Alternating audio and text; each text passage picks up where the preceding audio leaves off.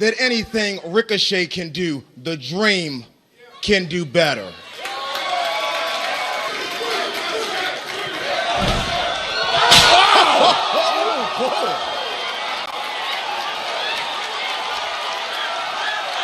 What's good, Nyaka?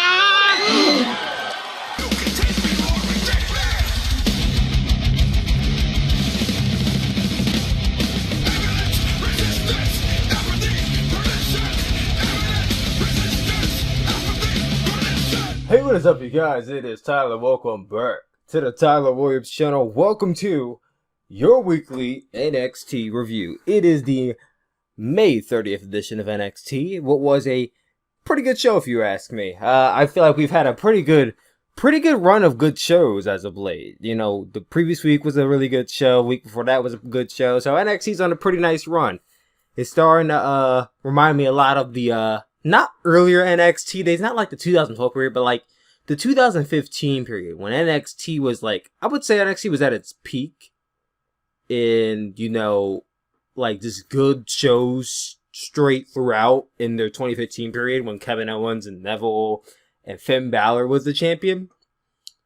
And I feel like we're starting to get around that now.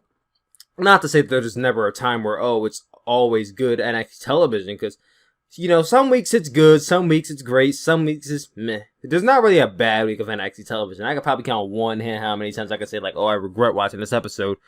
But enough about that. Good episode. Let's get right into it. So we first off the show with Aleister Black. Now, I don't know about you guys, but I feel like the past few weeks they've advertised Aleister Black. I feel like every other week it says Aleister Black next week, and then I don't see Aleister Black, or he's in a backstage segment. So this is the first time Aleister Black actually came out and addressed the fans. I don't know why they don't have Aleister Black wrestling that often on the show. I guess it's because he's the NXT champion. He doesn't have to. It would be nice to see Aleister Black compete in a match too. I feel like I haven't seen him wrestle since he won the championship, which bothers me a little bit. Not too much, but just a little bit. So hopefully we get him in a match next week or so. He came out, cut a promo about who his opponent NXT TakeOver might be. I'm over here hoping it's going to be a triple threat between him, Ricochet, and Velveteen Dream, even though neither men really earned a spot. So I'm sitting there wondering, okay, well, who could it be? Who on the roster would be a good contender for him? We can think about who would be a good contender, but who's earned that right to be a number one contender? And I'm like, well, realistically, Adam Cole, since he's the North American champion, you don't want to do a champion versus champion match, especially when the championship just got established. So it's like, well, okay, who else is there? And it's like, well, I don't really think there's much of a person that has that contendership to face him, so it's kind of just handpick, I guess. So out comes Lars Sullivan. He announces that he will be facing Aleister Black at NXT TakeOver Chicago, which I'm like, I guess. I remember when Lars Sullivan first debuted, and I'm like, this guy is massive. Like, this guy could be something. I feel like as he's come along, I've started to not even warm to him, but just kind of dislike him a little bit more. Like, it's not that he's a bad wrestler, but you see all this influx of talent we have in NXT. We have a bunch of high flyers. We have some power guys. We had a guy debut tonight that was this tall but amazingly athletic. And then you have Lars Sullivan. It's like, he doesn't have that much to his moveset other than power moves, so it kind of makes him look generic in a sense. I don't want to say he is generic, but I don't know. He doesn't stand out. Okay, let me put it that way. He doesn't stand out on the roster as much as I thought he would. So when it wasn't that match announced, I kind of was like, okay, I guess. He cut a promo. I think that was the first time I heard Aleister Black. I keep on saying Aleister Black. That was the first time I ever heard Lars Sullivan cut a promo. Yeah, it wasn't too bad. I think if his voice was a bit deeper, it would be a little more menacing. But, hey, we all can't be blessed with a deep voice. Just listen to me. This turned into a brawl. Aleister Black went for a black mass onto Lars Sullivan, but he caught his foot in mid-black mass. That was really cool to see. He just looks at his foot, and Lars Sullivan pulls him in for the freak accident, laying out Aleister Black and posing with the championship to end the segment. I really hope Lars Sullivan does not win the champion. it's kind of hard to book that match, but I don't wish that he wins that championship. We didn't get to the next match. Well, the first match. The War Raiders versus Jobbers. I don't even remember what the Jobber's name was, or if the announcers even... I mean, I'm sure they did announce the names of the Jobbers, but did it really matter? Of course, this was nothing more than a squash match. It did showcase a lot of moves from Hansel and Rowe. They had some good tag team moves. Very, very reminiscent of AOP. Because if there's one thing you can say about AOP, they might not be the best wrestlers in terms of the tag division or just wrestling in general. But when it comes to the tag team dynamic, they had some really, really, really good damn tag team moves. You know, they had the double powerbomb spot. They had the final chapter. They had the swinging clothesline. They had a lot of good tag team moves, and that's kind of why I liked Authors of Pain. When a lot of other people would be like, "Oh, I hate the Authors of Pain. They're so generic. They're so this. They're so." I'm like, they had some good tag team moves, so I can get behind these guys. They had some good tag team moves as well. Now, they remind me so much of AOP, which is sad because AOP got caught up to Monday Night Raw, and it's like, well, I haven't seen AOP in like a month, and then they get called up a month ago. Not a good look. So that kind of made me wish we saw AOP back in NXT, because an AOP versus War Raiders match sounds pretty good. Don't lie. You know you want to see that match. Rowe did a cartwheel during this match into a clothesline, which is pretty cool. Nice athleticism. The finish came when they hit their tag team finisher. I think it's a tag team finisher. I believe it was a elevated flapjack into a German suplex. I do not remember exactly what that was that they were trying to hit. I think it was I'm not even going to try, okay? Just know it was a good tag team move. I'll show it in this video if you guys can't picture it. And I know you can't picture it because I didn't do a good job describing it. Just know it was a good tag team move. War Raiders won this match. They're going to be contending for the tag team championships very soon. Now, whether that be against Undisputed Era or against a different tag team like Danny Burch and Oni Lorcan, who I could assume would be the next people in line for a tag team championship match. Rowe and Hanson and Rowe, they're on the up and up. We get to the next backstage segment with Lacey Evans. Not much of note here. I really don't remember what she said. The segment went on for like 45 seconds to a minute. She said something about the woman's right, and that's kind of it. We didn't get to the next match. EC3, Fabian Eichner. I like Fabian Eichner. I remember him back in a Cruiserweight Classic, and I saw him compete there, and I was like, well, this guy has something. They could definitely do something with him. Of course, that was 2 years ago. We saw him compete in NXT here and there throughout the years, and it seems like now they're starting to do something with him, so this is a good sign. Hopefully we'll see more Fabian Eichner, because he did have a good showing. He had a beautiful crossbody onto EC3 during this match. Fabian Eichner was taking a lot of the beginning when Johnny Gargano came out from the crowd with a paper in hand, walked straight to the announcer's desk, and said, "This is the signed contract that I have against Tommaso Ciampa in our match at NXT TakeOver Chicago in a street fight." And the crowd pops and he walks out, and that was kind of it. I could have sworn I heard an announcement at the beginning of the show saying that Johnny Gargano and Tommaso Ciampa were barred from NXT this week, but maybe I misheard. But yeah, Johnny Gargano came out. EC3 didn't look all too amused about that, but he didn't let it sway him from winning this match, because he hit his finisher onto Fabian Eichner, which looks to be a TKO. Pretty cool looking one. A TKO finisher onto Fabian Eichner for the pin, and EC3 gets the win. We then get to the next match, which was, it was a really good match for a short match. This match probably went no more than 5 minutes, but for 5 minutes it was good. Ricochet versus Chris Dijak. Now, I've heard a lot of good things about Donovan Dijak, but I never really got to see him in the ring. I never really got to see what he can do. I just heard good things about him. So he comes out. This dude is tall. I don't know how tall he is. He looks like he probably could be passes like 6'7", 6'8", maybe. But this is a tall guy. He's not big, but he's just tall. So it's him and Ricochet. Ricochet's doing his high flying stuff. You know how Ricochet be flying around the ring. He's doing his kicks and flips. Then Donovan Dijak. I don't know where this came from.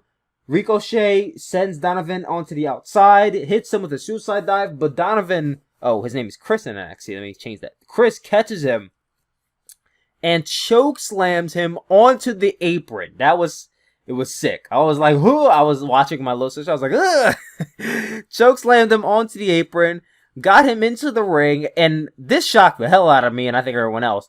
This dude gets on the apron and does a springboard elbow onto Ricochet. I was like, what the hell is going on? Is this the same guy I was watching earlier? Like, you never really see tall guys doing moves like that. Now, I've seen this before. I go to this independent wrestling show in Philadelphia called House of Hardcore. You guys should definitely go if you live in the Philadelphia area. There's this guy there who wrestles. His name is Luchasaurus. He's about a good 6'5", 6'6". He's a pretty tall guy. He towers over me. And this guy flies around the ring like no other. So, seeing this reminded me a lot of the Luchasaurus. Judas Devlin, for those of you who remember him back in NXT. So yeah, he did a springboard elbow drop into the ring. Went for the pin, he kicked out. Then he went for a... You know how Rob Van Dam used to do the thing where he would jump onto the top rope with his legs and it would ricochet him into a moonsault? Well, that's exactly what he did. He did that, but he missed. I was like, this guy just did a moonsault. Holy shit. You know, usually these type of matches, and that's the thing, because going into this match, I knew how tall this guy was going to be, and I'm like, well, this is kind of a new guy you have going in, a guy that you could establish as a top star very soon. I don't know if they want to have Ricochet squash him. So I do like what they did with this match. They did have Ricochet and Donovan, it's going to be hard to adjust, Chris Dijak, you know, both get a hand in doing their moves to each other. Ricochet finishing off the match, catching him with a swift kick to the face, then goes to the top rope for a 630 senton. Such a beautiful sight to see. Hits it for the pin, and gets the win over Chris Dijak, who I would love to see more of. Hopefully it's not the last we've seen of Dijak for a while. Hopefully he starts appearing on NXT television more often, because after that showing tonight, I do want to see a lot more of this guy. After that win, Ricochet hops on the microphone, calls out the Velveteen Dream. Velveteen Dream comes out on the ramp, calling out Ricochet, something about a spotlight. The spotlight was shot bright on me or something. I don't remember exactly what the context of the promo. I was kind of in and out of it on my phone taking notes. So Velveteen Dream is talking smack to Ricochet. Ricochet says, well, if you want to talk so much smack, you come down to the ring and we can sell this right now. You know, every babyface does that. Velveteen Dream says, okay, well, we'll do this. We're not going to do this now. We'll do this on my terms. And then he's like, well, I'll see you at NXT TakeOver for Chicago. Or I'll see you in Chicago or something like that. And I was so excited, man. They had a pretty good showing, you know. It wasn't a natural match because it led to a DQ. But for like 3 minutes of what they had a few weeks ago, they had a pretty good standoff those few weeks ago. So, even before that, just the wrestling abilities that these two men are capable of, I'm just like, that is going to be a match of the year candidate. So, I am super excited for Velveteen Dream versus Ricochet. So, Velveteen Dream gets up the ramp, starts talking more smack to Ricochet. Ricochet then does a plancha outside the ring, but lands on his feet, walks up to Velveteen Dream and says, bet you won't say that shit to my face. He didn't say that, but he said something along those lines. And Velveteen Dream just had this shocking look on his face like, I didn't believe you said that to me. Oh my god. Like, it was pretty funny. It was pretty cool. The face he showed was really funny, but good segment by these two men, and really good match between Ricochet and Donovan Dijak. Chris Dijak. I gotta adjust, man. I gotta adjust. We didn't get to the main event. Dakota Kai versus Shayna Baszler. You know, they've been teasing this match for weeks now. They've been doing this mini feud on NXT between Dakota Kai and Shayna Baszler, all leading up to this NXT Women's Championship match. What did Dakota Kai do to deserve this match? cower out from Shayna Baszler. That's what earns you NXT Women's Championship matches. So in this match, it was just about all Shayna Baszler. She was aiming at the ankle all match long, stomping on it, locked in the ankle lock a few times. Dakota Kai had a bit of a comeback here. She hit her haluva kick. Well, I don't really know what she calls it, but it's basically a haluva kick into the corner. Shayna falls down to the bottom rope, but she hits another haluva kick. Then she goes for her finisher, which is just really, really crazy watching it. But also, I was just sitting there like, this finisher looks like it hurts Dakota more than it hurts her opponent. But hey, I guess since it looks cool, she'll do it. So she goes for that finisher. I guess the point of it was for Shayna to transition it into her finisher, which if it would have went smooth, it would have been awesome, an awesome sight. However, in the midst of this, I believe Shayna either failed to catch Dakota or Dakota slipped. By the way, one of the two didn't connect, and Dakota kind of slipped and fell to the mat before Shayna could apply her sleeper hold in. But Shayna acts quickly, applies a sleeper hold. Dakota Kai taps out. Shayna wins, but she keeps on reapplying it, and she's not letting go. And out comes Nikki Cross for what is probably the best thing I have seen all week. This was the best thing. I was laughing my ass off at my little sister, man. So out comes Nikki Cross, right? She comes out to save Dakota Kai from danger, right? Weeks ago, Nikki Cross is telling Dakota to stop cowering out and fight Shayna. Well, now here she comes. You're thinking, oh, she's going to come out and she's going to fight off Shayna Baszler. No. Nikki Cross comes out. She psychs Shayna out. Shayna's kind of taken by surprise here. Shayna leaves the ring with the title, as we all expected. But Nikki Cross does something that I have never really seen any wrestler do in a very long time, if not ever. I'm sure wrestlers have done this before, but... So Nikki Cross decides to run at Shayna. I'm thinking she's about to attack her. She runs at Shayna and takes her title away. Gets back into the ring, lays it on the ground and says, come on, come get your title. And Shayna's like, the fuck? It was hilarious. So Shayna is slowly walking the ring, slowly into the ring, trying to get her title. But Nikki goes, grabs the title again. Shayna's like, give me back my goddamn title. Give me back my title. And Nikki Cross is like, you want your title? Well, you're going to have to defend it against me. I'm like, what is going on right now? So, Nikki's like, Dakota's up at this point. So, Nikki hands Dakota Kai the title. Like, here, you're the referee. You're the referee. The crowd's going nuts. And I'm like, what is going on? She's like, Dakota's the referee? Okay, I guess. Dakota raises the title up in the air like this is an actual match. And then Nikki Cross goes at Shayna Baszler, hits her finisher, that swinging neck breaker.